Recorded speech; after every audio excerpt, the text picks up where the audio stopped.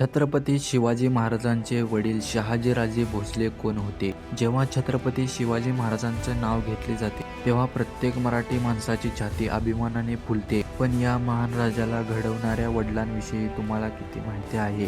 चला तर जाणून घेऊया.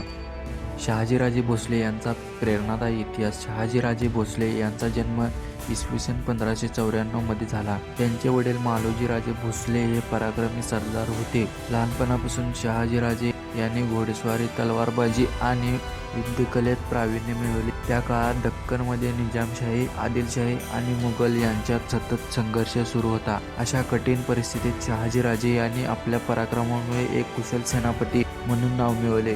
शहाजीराजे यांचा विवाह राजमाता जिजाबाई यांच्याशी झाला. पुढे 19 फेब्रुवारी 1630 रोजी शिवनेरी किल्ल्यावर छत्रपती शिवाजी महाराजांचा जन्म झाला. शहाजीराजे अनेक युद्ध मोहिमेवर असल्यामुळे शिवाजी महाराजांचे संगोपन मुख्यतः जिजाऊंनी केले.